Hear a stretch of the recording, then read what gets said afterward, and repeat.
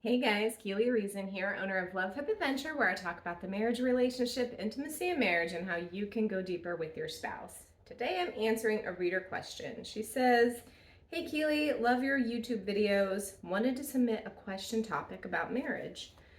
How do you navigate how often to be sexual with your husband? My husband has a much higher drive than me, and it feels like a major challenge and sticking point.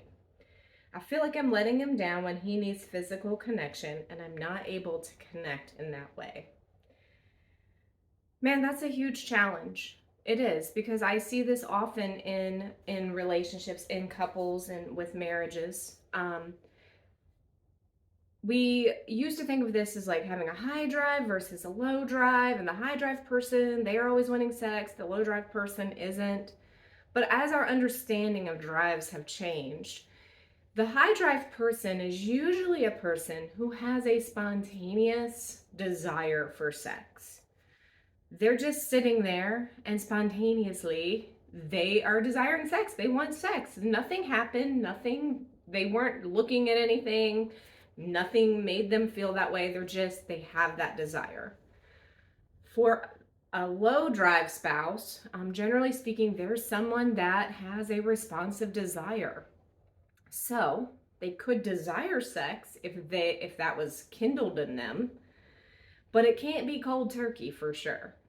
It can't be we get in bed at night and the high drive spouse looks over and goes, "Do you wanna?" The low drive spouse is probably gonna say no. They're gonna feel very like defeated immediately, like I do not have it in me to start the pot, getting it warm, and doing this before I go to bed.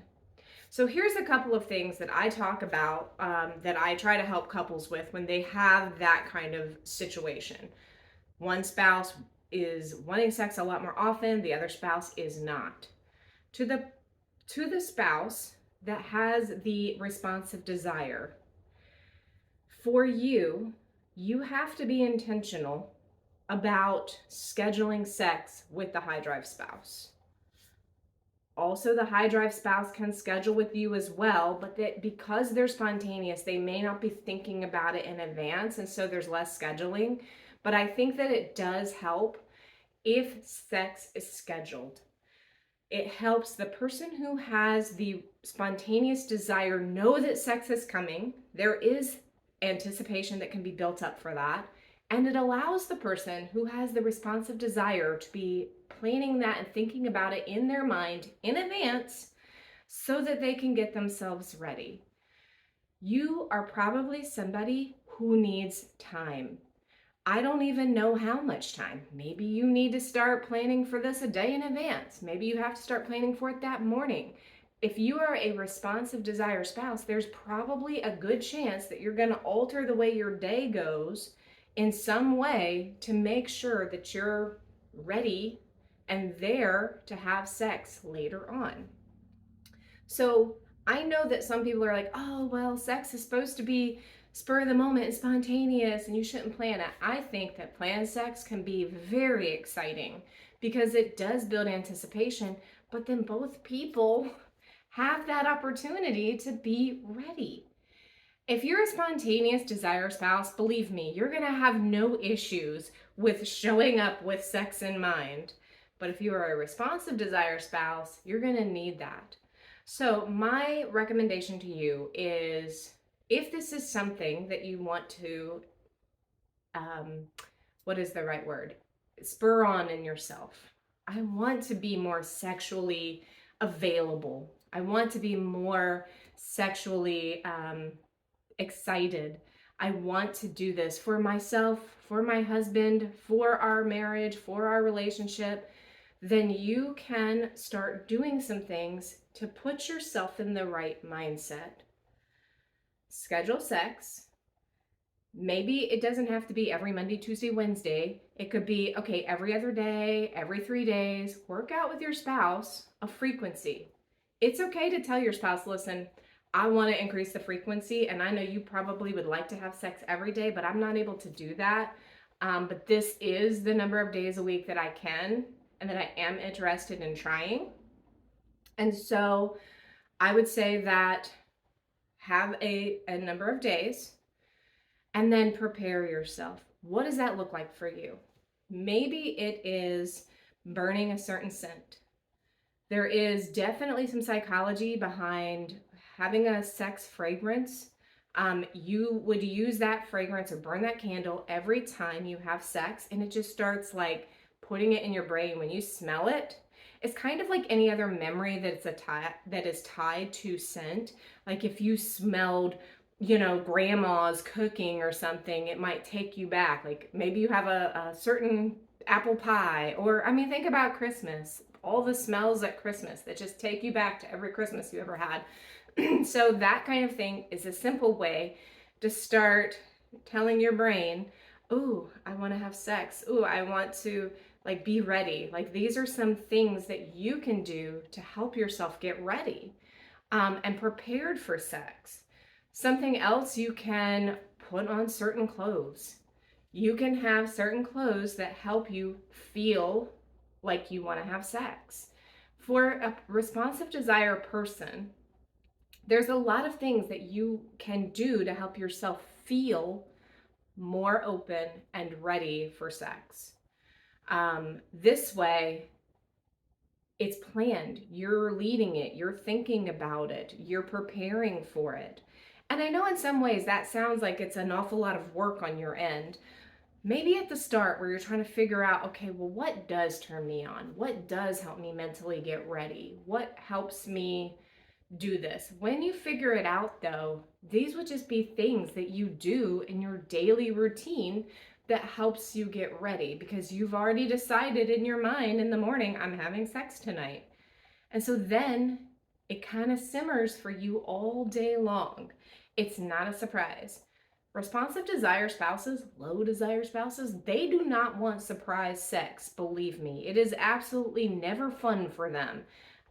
Unless you're a female that is in that little window of hormone time where you're just really raring to go, in general, a person who has a responsive desire just really needs time. Also, let your husband know, this is the problem I'm experiencing.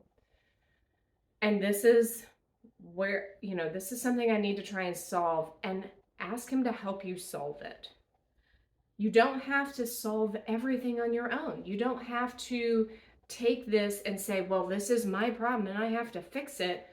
When it comes to sex, when it comes to things like this, work with your spouse. The two of you guys work on a solution, and that is going to help your husband, one, feel a lot more involved. And two, it's going to feel like a problem you guys are working through together. It'll be a sexual journey. It'll be something that you two are connecting over and creating solutions together. And now it's not you against him or your desire against his desire. It's the two of you figuring out, how are we going to create a sexual situation that we both love and enjoy. It's also going to help put it on his mind earlier in the day. Like, okay, she doesn't like to be surprised by sex. Let me start putting that bug in her ear now. If you help your husband understand, I really need to be turned on to do this, and I have a better time, and you guys work towards that, he's going to probably start changing when he asks for sex. Because now it's both of your problems, right? It's not just your problem that you have to fix. He will start looking for ways to get you there. Believe me, he wants you to be there because he feels very connected to you. The other thing is that you should look for ways to be connected to your husband that's not sexual.